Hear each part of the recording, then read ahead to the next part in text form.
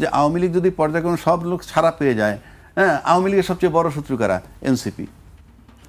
তো যখনই তারা মাঠে পাবে আসবে এবং হবে, তখন তো একটা শত্রুপক্ষ থাকবে, তাদের সাথে তাদের অবস্থানটা কি হবে?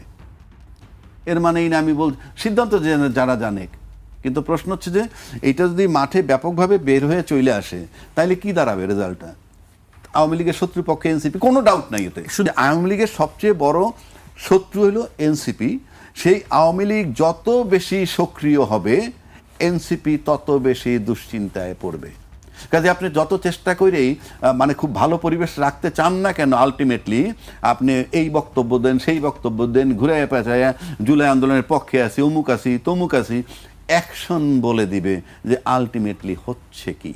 বাইরে বসে আওয়ামী লীগের রাজনীতি করা হচ্ছে এখন, তাদেরকে দেশে আসতে হবে রাজনীতি করতে হইলে, এবং সেই সমঝোতা চলতেছে, এটা ইঙ্গিত বহন করে। সেটাও খুব স্বাভাবিক। আপনি তো দেশের ভিতরে যদি বাইরে বসে রাজনীতি করাই যেত, তাহলে তো পৃথিবীর সব দেশের সব রাজনীতিবিদের মাথাগুলা বিদেশ বসেই রাজনীতি করতে পারত, কিন্তু আলটিমেটলি সেটা হয় না। এখন আওয়ামী লীগের যে রাজনীতিটা এখনো চলমান, সেটা হলো দেশের ভিতরে তার যথেষ্ট প্রিভিলেজ আছে। যদি বলি যে মিডিয়া, আপনি বলবেন মিডিয়া কি আওয়ামী লীগের সাপোর্ট করে? না, অনেক ঘটনা আছে অনেক ঘটনা না ছাপলেও সেটা সাপোর্ট করা, অনেক ঘটনা না ছাপলেও সেটা সাপোর্ট করা।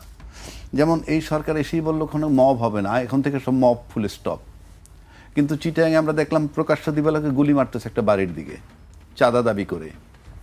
আপনি দেখেন মিডিয়ায় নিউজটা একবার হয়েছে, কোথাও কোথাও নিউজ হয়েছে, তার ফলো আপ, তাকে নিয়ে আলোচনা, তাকে নিয়ে যে টক শো হওয়ার কথা হচ্ছে না। আপনি ভালো করে লক্ষ্য করে দেখবেন। আপনার কাছ থেকে জানতে চাই আমরা। না আলোচনাটা এটার মানে হচ্ছে এই যে মিডিয়ার থেকে যদি আপনি একটা নিউজ আপনি দিলেন, নিউজটা যদি পরে দুই ধরনের নিউজ, একটা হলো যে নিউজ ছাপলেন, পরে আপনাকে আর ফলো আপ করবেন না, আর নিউজ ছাপলেনই না, সেটা আমরা করেছি, নিউজটা করেছি, আমি বলছি ওটা করেছেন, না ছাপলেই তো ব্ল্যাক আউট করা একদম। এটা তো আপনি আমার চেয়ে ভালো জানেন পত্রিকার ভাষা। কিন্তু এই যে আলোচনা হচ্ছে না, তার মানে কি? আপনি আস্তে আস্তে দেখবেন যে মব নাই মানে কি? মানুষ জানে কেমনে? মানুষের জানার সূত্র তো মিডিয়া যদি সেটাকে আড়াল করে দেয়, তাহলে তো আপনি আর জানবেন না। এখন আপনি যদি বলেন মিডিয়া কেন এই প্রশ্ন, আপনি প্রশ্নও করছি না, উত্তরও চাচ্ছি না, কারণ আমি জানি, আমি আবহাওয়ায় থাকি, এই দেশটা কেমনে চলে, মিডিয়াটা কেমনে চলে, এটা আমাদের ধারণা আছে। এই কারণে আমি আপনাকে প্রশ্নও করি না, উত্তরও চাচ্ছি না। এইবার আসেন, আপনি নিষিদ্ধ করা আছে আওয়ামী লীগ। জানতে চাই আপনার কাছে, আপনি যে ধারণাটা পোষণ করেন সেই ধারণাটা আসলে আমাদের জন্য জানতে পারলে ভালো হতো। না ঠিক আছে, এটা আরেক সময় জানাবো। জি আচ্ছা, নিশ্চয়ই। আওয়ামী লীগের কার্যক্রম নিষিদ্ধ আছে। কে করছে এই কার্যক্রম নিষিদ্ধ? বিগত সরকার, মানে অন্তর্বর্তীকালীন সরকার। কিন্তু তার আপাতত কার্যক্রম, আপনার তো নির্বাচন হয়েই গেছে, এখন অফিস খুইলা দুইটা স্লোগান দেওয়াটাই কার্যক্রম। তো অফিস খুলতে সে কি এসে নির্বাচন বাতিল চাইবে? কেন চাইবে? তাদের যেটা দরকার সেটা যদি এই সরকার আসার পর পাইতে থাকে, সমস্যাটা কোথায়? জামিন হচ্ছে, কালকে আওয়ামী লীগ সরকার ক্ষমতা আসলে তো সবাই আগেরই জামিন দিত, তা জামিন তো পাচ্ছে, অফিস তো খোলা হচ্ছে। এখন আপনি যদি অফিস কার্যক্রম নিষিদ্ধ আছে বলে বলতেছেন আমরা এটা চালু করব না, যেহেতু কার্যক্রম নিষিদ্ধ আছে, তাদের বিচার না হওয়া পর্যন্ত অফিস তো খুলতেছে, আপনি দেখেও দেখবেন না। আমি কিন্তু ভাই আওয়ামী লীগের বিরোধিতা, আমি ক্রিটিক্স, একজন আলোচক হিসেবে আলোচনা করতেছি। সমস্ত আওয়ামী লীগ ছেড়ে দিলে আমার কিচ্ছু আসে যায় না। কালকে যদি আওয়ামী লীগ বিএনপি মারামারি করে, আওয়ামী লীগ জামাত মারামারি করে, বিএনপি আওয়ামী লীগ মিল্লা জামাত, আমার কিছু আসে যায় না। আমি একজন আলোচক হিসেবে আলোচনাটা করতেছি। আপনি একদিকে বলতেছেন, সরকার বলতেছেন কি কার্যক্রম নিষিদ্ধ, কিন্তু জামিন পাচ্ছে, অফিস খোলা হচ্ছে। আবার বলা হচ্ছে সরকার বহাল রাখছে বলতেছেন, বিগত সরকার, কিন্তু অ্যাকশনে কিন্তু আর ঠিক উল্টাটা, তালা খুলছে, তারপরে জামিন পাচ্ছে। এগুলো তো সব ভাইটাল ব্যাপার। আমি বলছি না তার আটকায় রাখেন। আজিজ ভাই যেমন বলল যে কোর্ট আটকায় রাখতে পারেন, পারে কি পারে না সেটা আমার বিষয় না। আর রাজনৈতিক বিষয়গুলা এই প্লেইন ওয়েতে দেখা যায় না। রাজনৈতিক সিদ্ধান্তগুলো রাজনৈতিকভাবে হয়। ওই যে 1000 কতগুলি মামলা যে ছাড়লো, রাজনৈতিকভাবে একবারে বাতিল করে দিল, এটা দোষ নয়। আমি বলছি রাজনৈতিক বিষয়গুলো রাজনৈতিক সিদ্ধান্তে হয়। কাজে আপনি আজিজ ভাই যে গয়রহ বইলে দিল, কোর্টে যাবে, জামিন দিবে, অমুকে কে খুনের আসামি কিনা, এরকম হাজার হাজার লক্ষ লক্ষ লোক 50 বছরে ধরছে আর ছাড়ছে, ওই জায়গায় খুন হয়েছে ডাউট করে ধরে নিচ্ছে। এখন আপনি হাসিনার বেলায়, পলিটিক্যাল লিডারের বেলায় আমরা একভাবে বলি, আপনি ধরবেন কিভাবে? আমি সাপোর্ট করতেছি না, কিন্তু ওই গয়রহ তো প্লেন মিনিং না, এগুলো রাজনৈতিক বিষয়গুলো, রাজনৈতিক সিদ্ধান্ত। এখন আসেন সরকার শান্তিপূর্ণ থেকে, সরকার চায় কিন্তু শান্তিপূর্ণ থাকতে। কারণ আপনি যদি আওয়ামী লীগের যে কাজগুলো যে বুঝাই তো যায় ফেভার হচ্ছে, ফেভার না হইলে আপনার আওয়ামী লীগের তালা খোলে কেমনে অফিসের, আবার তারা জামিন পাচ্ছে, তাহলে টু সাম এক্সটেন্ট ফেভার হচ্ছে, যেভাবেই হোক।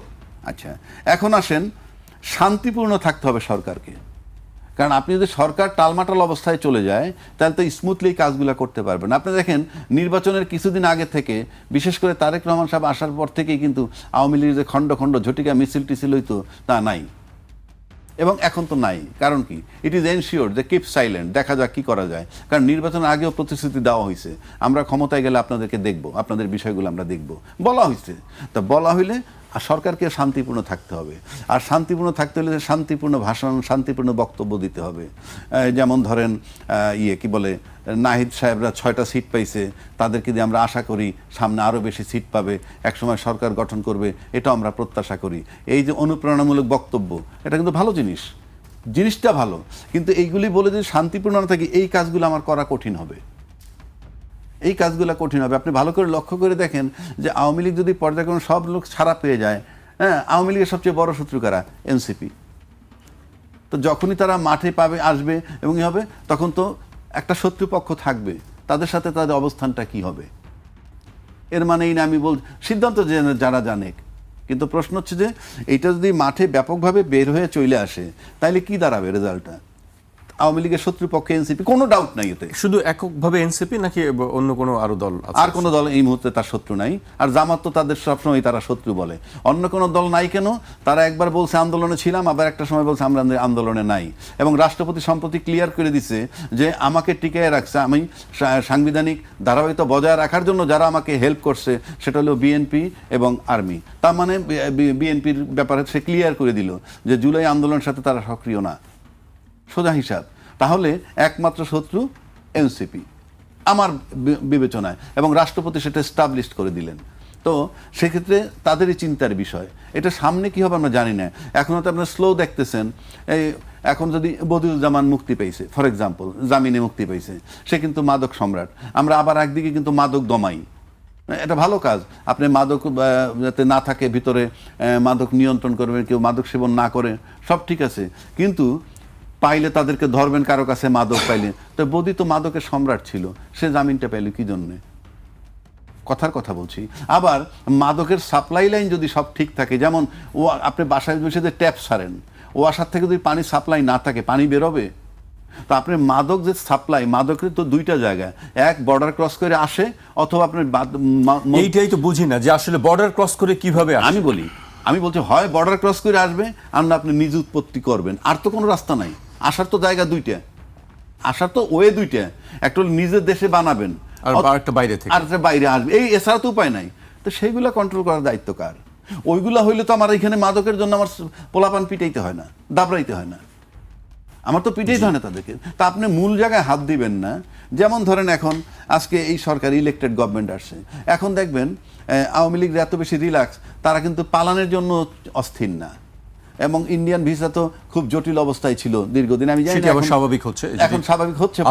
কথা হয়েছে, গতকালও কথা হয়েছে। হ্যাঁ, স্বাভাবিক হচ্ছে কেন?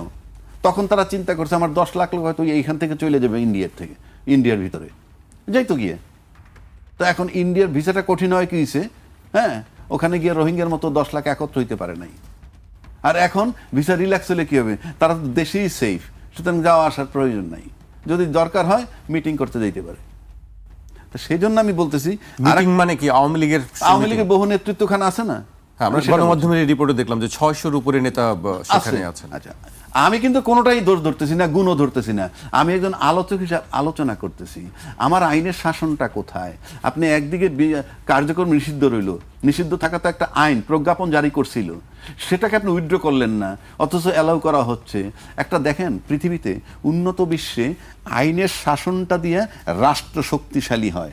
আপনি দেখেন ট্রাম্প কিন্তু একটা বিরাট ট্যারিফ বসাইছিল ওয়ার্ল্ড ওয়াইড, সেটা সুপ্রিম কোর্ট জাজমেন্ট দিয়ে বাদ দিয়ে দিছে।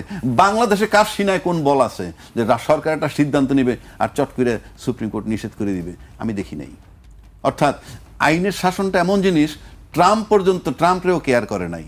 আর আমার দেশে আইনটাকে আমি আমার মতো করে, মানে আইনটা স্বাধীনভাবে চলতে পারে না। আমরা অতীতে দেখছি যে জনগণ যে সিদ্ধান্ত নিছে, জনসিদ্ধান্ত ছিল কেয়ারটেকার গভর্নমেন্ট, সেইটা কোর্টে নিয়ে যাওয়ার পর কোর্ট একটাবার বললো না যে এটা তো আমরা উই ক্যানট এন্টারটেইন ইট, এটা জনসিদ্ধান্ত। আবার জনগণ যদি না চায় বাতিল করবে, কিংবা পার্লামেন্ট ডিসাইড করবে, না এন্টারটেইন করলেন, XYZ দরখাস্ত দিল, এখন আজকে তার করুণ পরিণতি, সে এখন কারাগারে বসে আছে, chief justice of Bangladesh, which is very painful. সে কারণে আমি বললাম যে আওয়ামী লীগের সবচেয়ে বড় শত্রু হলো এনসিপি। সেই আওয়ামী লীগ যত বেশি সক্রিয় হবে, এনসিপি তত বেশি দুশ্চিন্তায় পড়বে। কাজে আপনি যত চেষ্টা করেই মানে খুব ভালো পরিবেশ রাখতে চান না কেন, আলটিমেটলি আপনি এই বক্তব্য দেন, সেই বক্তব্য দেন, ঘুরে পেঁচায় জুলাই আন্দোলনের পক্ষে আছি, অমুক আছি, তমুক আছি, অ্যাকশন বলে দিবে যে আলটিমেটলি হচ্ছে কি। কারণ আবার আওয়ামী লীগ কিন্তু আবার বিএনপিকেও ব্ল্যাকমেইল করতে পারে। কেন আমি বলি, সেটা কিভাবে? আমার ধারণার কথা বলছি। কারণ বিএনপি ক্ষমতায়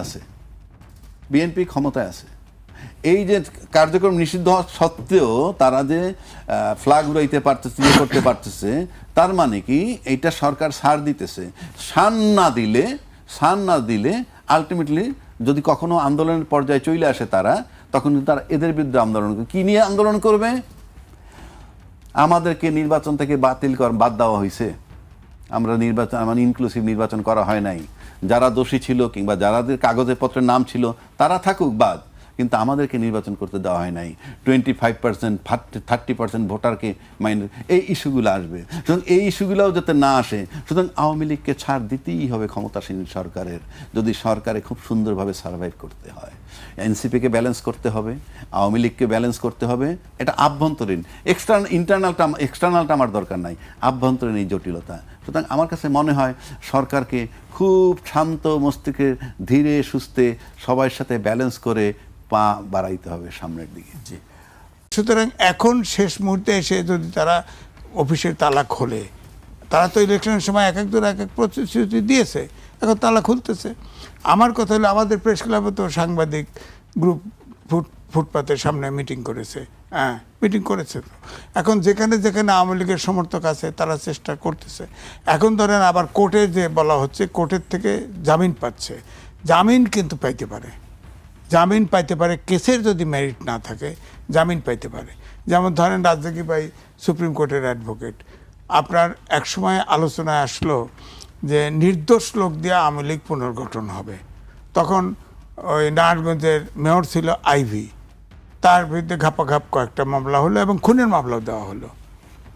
আপনি বলেন তো, শামীম ওসমানের বিরুদ্ধে সবসময় সে আন্দোলন করে গেছে, সে কোনো খুন করেছে মনে হয়, বিশ্বাস হয়? আপনার সেই মামলা কি করে টিকবে বলেন? এরকম অনেক মামলাই আছে, মিথ্যা মামলা, বিশেষ করে বদি সবাই জানে, কথা বলা হয়। বদি জানে, সবাই ইয়াবা সম্রাট। এমনকি আওয়ামী লীগও তাকে অন করে নাই, আওয়ামী লীগও তার পরিবর্তে তার ওয়াইফকে নমিনেশন দিছে। হ্যাঁ, সেই বদিকে আপনি তো ইয়াবা সম্রাট হিসেবে কেস করতে পারতেন, বা করলেও তাকে আটকায় রাখতে পারতেন, আর তাকে খুনের মামলা দিলেন কেন? তো সুতরাং এগুলো তো যাবেই সুনির্দিষ্ট অভিযোগের ভিত্তিতে মামলা। আমার কথা হলো, কোর্টের ব্যাপারে যদি সুনির্দিষ্ট অভিযোগ না থাকে, নন বেলেবল পয়েন্ট না থাকে, তাহলে তো কোর্ট ছেড়ে দেবেই, বাধ্য। আইনের শাসন চাই, সুশাসন চাই। একজন বেল পাইলে কান্না করবো কিভাবে যদি আইনের কেসের মেরিট না থাকে?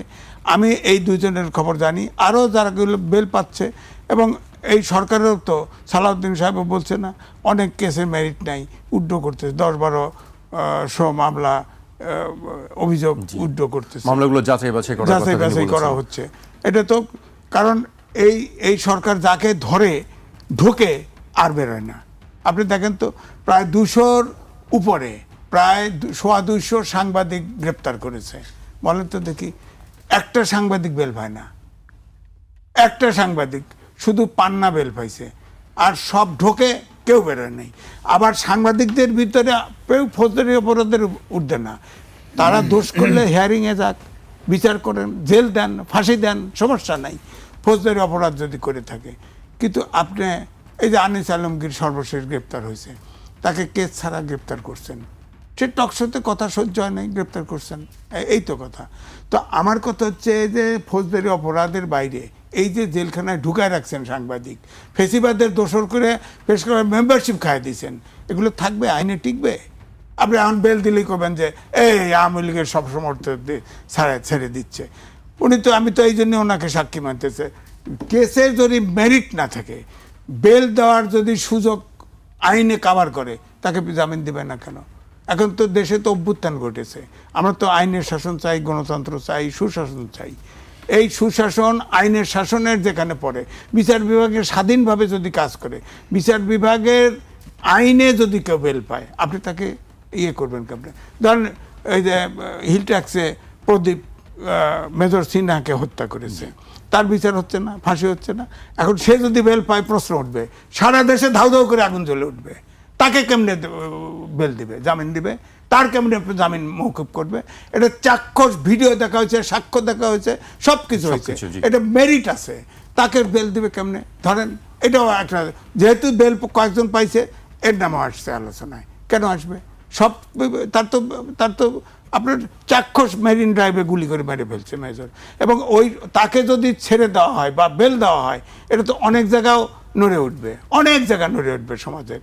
এটা সে প্রদীপ পাইতে পারে না, এটা আমি বিচারকও না, আমি উকিলও না, আমিও বুঝি তাকে ছেড়ে দেওয়ার কোনো সুযোগ কোর্টের নাই। এরকম যদি ঘটনা ঘটে যে দিব্যি অপরাধ করছে, তাকে বেল দিছে, তখন প্রশ্ন।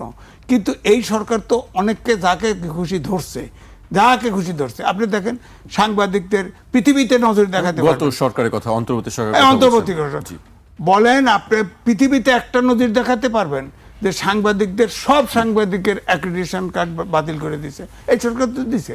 এরকম তো কোনো আইন মানে নাই, কোনো আইন মানে নাই। যারে খুশি ধরছে তার সুবিধাতে, যারে খুশি কাউ ছাড়ে না, ধরলে আর ছাড়ে না। রাজনৈতিক, আমি একটু যোগ করি আপনার কাছে আলোচনা যাওয়ার আগে। লেখক ও রাজনীতি বিশ্লেষক মহিউদ্দিন আহমেদ বলেছেন যে আওয়ামী লীগকে স্বাভাবিক রাজনৈতিক প্রক্রিয়ায় ফিরতে হলে দেশে কার্যকর নেতৃত্ব তৈরি করতে হবে, কারণ তাদের পুরো নেতৃত্বই এখন বিদেশে। এভাবে বিদেশে বসে রাজনীতি করা কঠিন, এজন্য দেশে নেতৃত্ব লাগবে, এবং বর্তমান দেশে যারা রাজনীতি নিয়ন্ত্রণ করছেন তাদের সঙ্গে এক ধরনের সমঝোতা করতে হবে, সেটা হয় কিনা তা দেখার জন্য অপেক্ষা করতে হবে। তার মানে এটার ইঙ্গিত হলো যে